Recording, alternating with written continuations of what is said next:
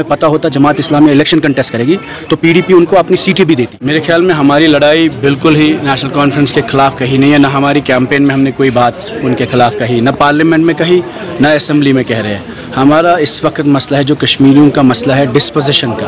5 अगस्त 2019 को डिस्पोजिशन का जो प्रोसेस शुरू हुआ कि कश्मीरी मुसलमान को इंस्टीट्यूशन से निकालने का प्रोसेस, कॉन्स्टिट्यूशनल प्लेस से, असेंबली से, सेक्रेटरीट से, डीसी ऑफिस से, एसपी ऑफिस से, कोई भी बंदा हमारा इस वक्त किसी भी इंपॉर्टेंट सेंसिटिव पोजीशन पे नहीं है। और पंचायतों से हमारी कोशिश रहेगी कि ये इलेक्शन में we reclaim that space, that democratic space that is missing with this. It may be a toothless assembly but is important to stay there. Panchayat हो, म्यूनसिपलिटी हो, असेंबली हो, पार्लियामेंट हो, हमारे लोग होने चाहिए। और अगर कहीं पर नेशनल कॉन्फ्रेंस की भी हमें उससे कोई तजाद नहीं है, अगर कांग्रेस का भी हमें उससे भी तजाद नहीं है, बीजेपी से हमारा तजाद ये है क्योंकि उनका ऑब्जेक्टिव ये है कि मुसलमान से वोटिंग राइट्स छीने जाए।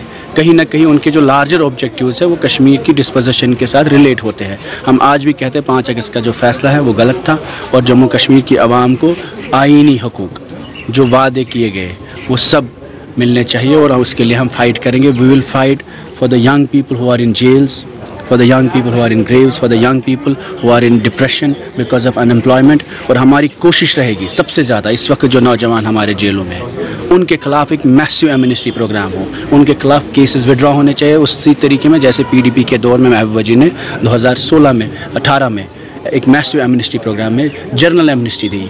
उसी एमनेस्टी प्रोग्राम में नौजवानों को एमनेस्टी मिलनी चाहिए और तमाम लोगों से, जमात के लोग जो उलमा हमारे हैं, जो मौलवी साहिबान हैं, जिनको दीन ईमान की वजह से बंद रखा जाता है, वो अगर हमें पता होता जमात इस्लामी इलेक्शन कंटेस्ट करेगी तो पीडीपी उनको अपनी सीटें भी देती, हम उनको मैंडेट भी देते और हम चाहते उनके खिलाफ कैंडिडेट भी ना उठाते। उन्होंने बहुत सहा है पिछले 20-30 सालों में।